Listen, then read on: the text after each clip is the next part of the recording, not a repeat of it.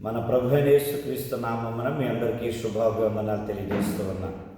అందరూ బాగున్నారు కదా? దేవుడు మిమ్మల్ని దీవించును గాక. మే గాడ్ బ్లెస్ యు. ప్రార్థన చేసుకుంటాం. సకలమును ఎరిగిన సర్వాధికారి, సర్వసృష్టికి ఆధారమా నీకు వందనాలు చెల్లిస్తూ ఉన్నా. నేనేమై ఉన్నానో, మేమేమై ఉన్నామో నీ కృపను బట్టి, నీ ప్రేమను బట్టే గనుక నీకు స్తోత్రాలు. మా ఎడల నువ్వు చూపించే వాత్సల్యతకై, మా ఎడల నువ్వు చూపే కృపకై, మా ఎడల నువ్వు చేసే అద్భుతాలకే వందనాలు. నా తండ్రి, ఈ గ్రూపులో ఈ వాక్యం వింటున్న మా బిడ్డలందరిపైన నీ నూతన అభిషేకాన్ని విడుదల చేసి వారి ప్రతి అవసరత తీర్చి ఆరోగ్యపరంగా, ఆత్మీయంగా, ఆర్థికంగా, మానసికంగా, శారీరకంగా మీరు దీవించమని, నీ రాకడ కాయత్తపరచమని మహిమాన్వితుడువైన మా పరలోక తండ్రి నీకు వెళ్ళలేని కృతజ్ఞతాస్తుతి స్తోత్రాలు అర్పించి విశ్వాసముతో ప్రార్థించి పొంది ఉన్నాము తండ్రి. ఆమేన్. దేవునికి మహిమ కలుగును గాక. మరి దేవుని యొక్క లేఖనాల నుండి మనం కొన్ని మాటలు పరిశుద్ధ గ్రంథములో మనం ధ్యానం చేసుకున్నాం. మరి గత వారం దేవుని వాక్యములో నుండి విన్న మాటలు మీ అందరి యొక్క హృదయాల్లో ఉన్నాయి అని నేను నమ్ముతూ ఉన్నా.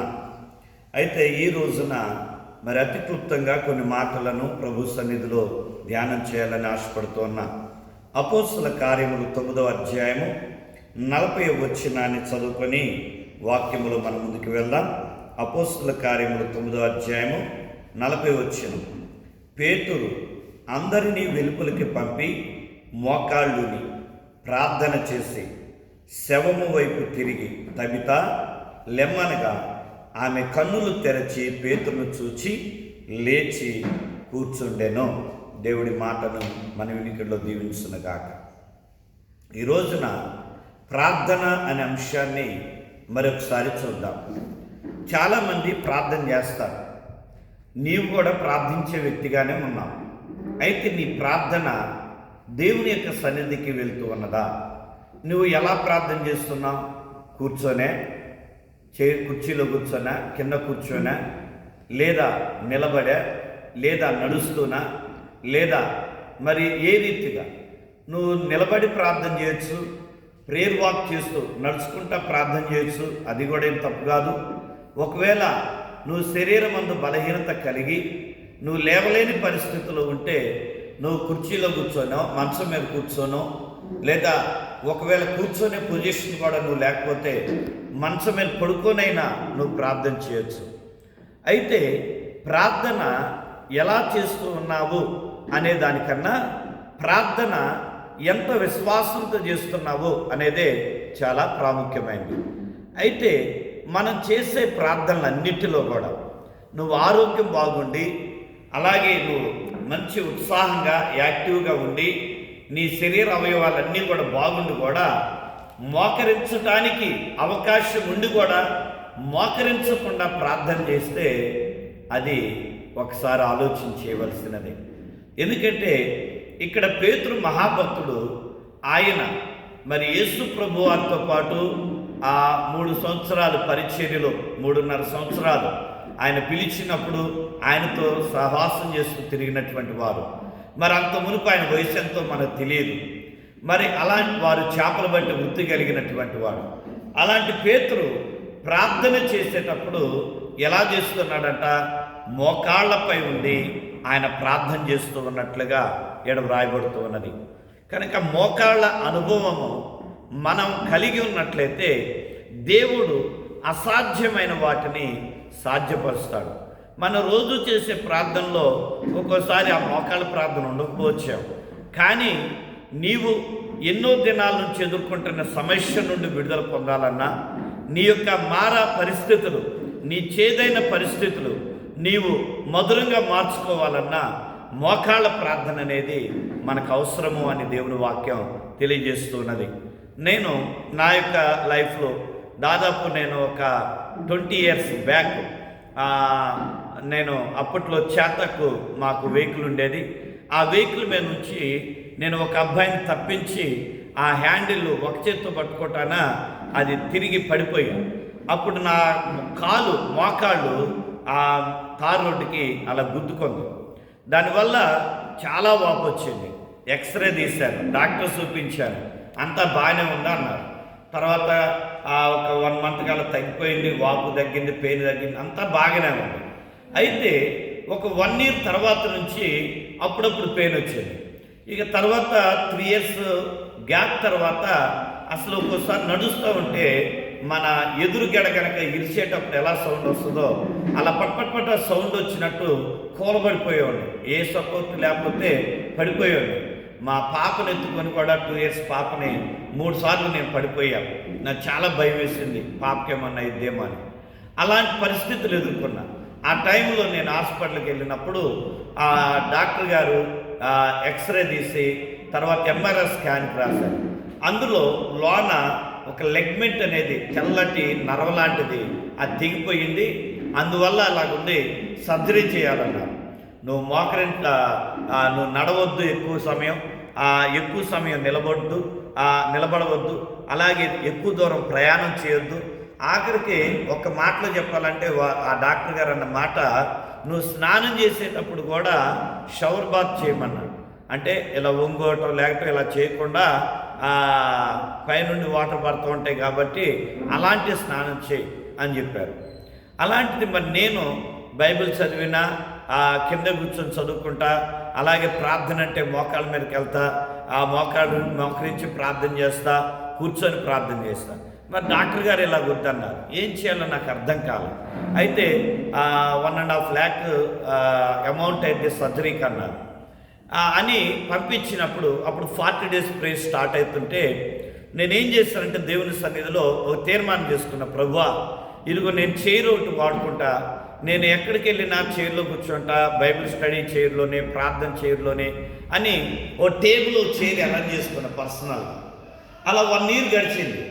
ఆ తర్వాత మరలా దేవుడు తలంపించాడు, నేను ఎందుకు మోకరించకూడదు, సర్జరీ చేయించుకోలేదు, నేను మోకాళ్ళ మీదకి వెళ్తా, దేవా ఇదిగో నీ చిత్తం ఎలాగుంటే అలా నా ఎడల నెరవేర్చాలి అని ఆ మోకాళ్ళ మీదకి వెళ్ళి ప్రార్థన చేయటం ప్రారంభించాను. ఆ రోజు నుండి ఈ రోజు వరకు దగ్గరగా 15 years దాటింది. ఒక మోకాళ్ళ నొప్పి లేదు. ఎవ్రీడే 20 నిమిషాలు తగ్గకుండా నేను మోకరిస్తా, ఆ తర్వాత కూర్చొని నేను ప్రార్థన చేస్తాను. మరి ఈ రోజు వరకు లేదు. ఎందుకు చెప్తున్నానంటే మోకాళ్ళ ప్రార్థన ద్వారా దేవుడు గొప్ప కార్యాలను మన జీవితంలో నెరవేరుస్తాడు. అందుకే ఇక్కడ మరణకరమైనటువంటి పరిస్థితులు ఉండి మరణించిన దోర్కా లేదా తబిత అనే ఆ యొక్క స్త్రీ చనిపోయి ఉంటే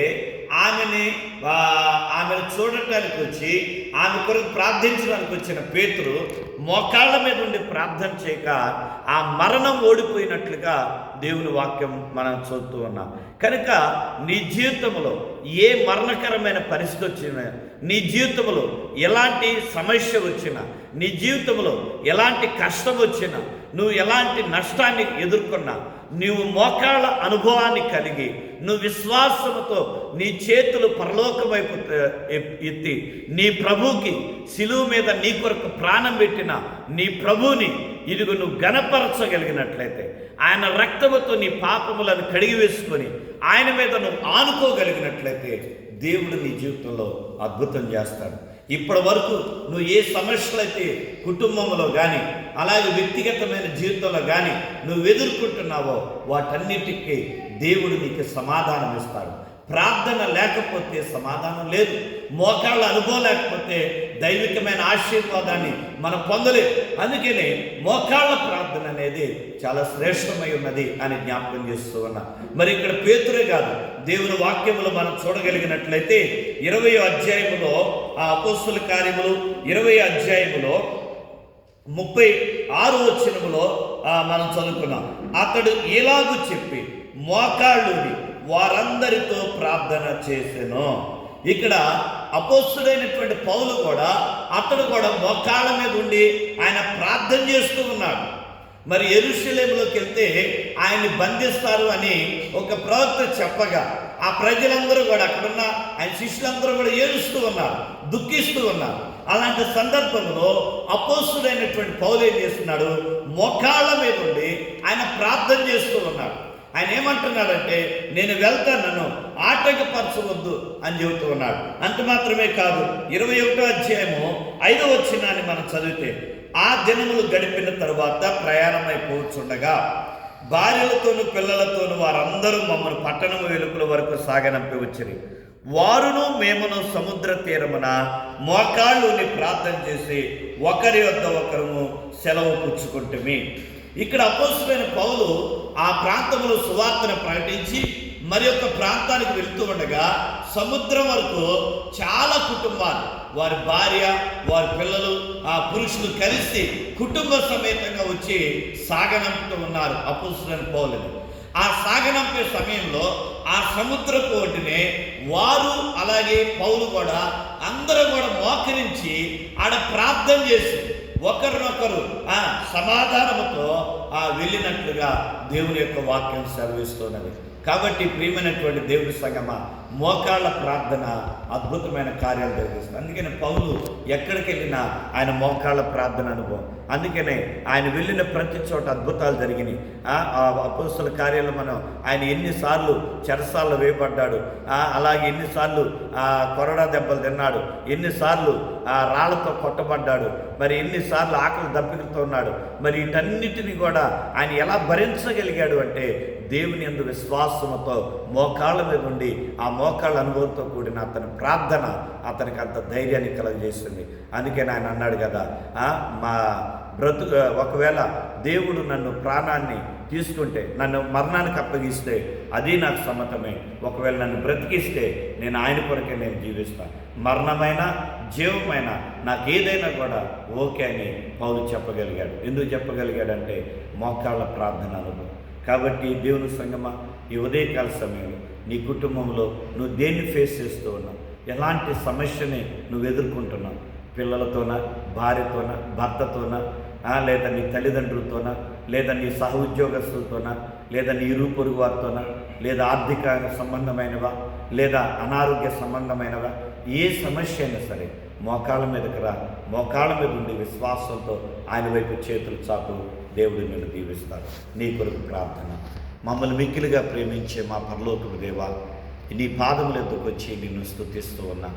అయ్యా, మోకాళ్ళ అనుభవం అయ్యా మా జీవితాలను మారుస్తూ ఉండగా, మా జీవితాలను కట్టుచూ ఉండగా, ఈ మాటలు వింటున్న మా ప్రియబిడ్డలందరినీ కూడా అయ్యా మీరు దర్శించి మోకాళ్ళ ప్రార్థన అనుభవంలోకి నడిపించి, వారు ఎదుర్కొంటూ ఉన్న వారికి అసాధ్యమైన వాటిని అయ్యా మీరు సాధ్యపరిచి మీ సాక్షులు నిలబెట్టుకొని ఘనత, కీర్తి, మహిమ, ప్రభావాలు మీరే పొందుకోమని యేసు నామములో ప్రార్థిస్తున్నాను తండ్రి. ఆమేన్. తండ్రి, కుమార, పరిశుద్ధాత్మ త్రియేక దేవుని సన్నిధి తోడయుండి ఆయన రాకడకు మిమ్మల్ని సిద్ధపరిచి ఆయత్తపరిచి వద్దెల చేయనుగాక. ఆమేన్, ఆమేన్, ఆమేన్. May God bless you. దేవుడు మిమ్మల్ని దీవించునుగాక.